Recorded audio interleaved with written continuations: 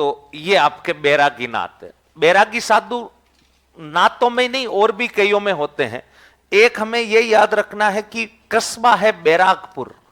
कस्बा कहां है ये तो इंपॉर्टेंट नहीं है, बैरागपुर कस्बे की स्थापना करने वाला राजा कौन है ये इंपॉर्टेंट है। जयपुर के राजा का नाम क्या है? सवाई जयसिंह। ये कस्बा वृंदावन के निकट है। देखो, बैरागपुर कस्बे का मतलब यह है कि कुछ लोगों ने बहुत अल्पायु के अंदर ही वैराग्य धारण कर लिया था और वैराग्य धारण करके संत बन गए थे।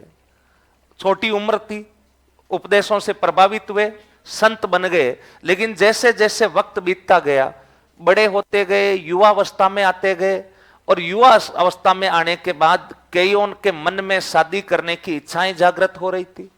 लेकिन एक बार वैराग्य धारण करने के बाद अब शादी करे तो कल को समाज के लोग क्या कहेंगे, इसलिए उनके मन में इस प्रकार की भावनाएं थी। लेकिन वो भावनाएं प्रकट हो रही थी, लोगों को, खास लोगों को बताया जा रहा था कि इच्छा तो है शादी करने की, लेकिन करें क्या। अब अल्पायु में वैराग्य धारण कर लिया था, अब अगर गांव वापस जाएंगे शादी करके बीननी लेके तो गांव वाले ही क्या कहेंगे कि पहले तो संत बन गया, अब बहू लेकर के आया है, ये वो हजारों बातें। इसलिए मन में कई सारी चीजों का भय था, लेकिन शादी की इच्छा थी। और ये बातें सवाई जयसिंह तक पहुंच रही थी, और सवाई जयसिंह बहुत दूरदर्शी सोच के राजा थे। उनको पता था कि अगर सामाजिक नैतिकता को बनाए रखना है तो सामाजिक नैतिकता को बनाए रखने के लिए कोई ना कोई ऐसी व्यवस्थाएं करनी ही होगी जिनसे ऐसे साधु जो शादी करने के इच्छुक है उनको शादी का उचित अवसर दिया जाए और उनके रेजिडेंस के लिए कोई एक स्थान दे दिया जाए, क्योंकि वो गांव तो वापस जा नहीं सकते।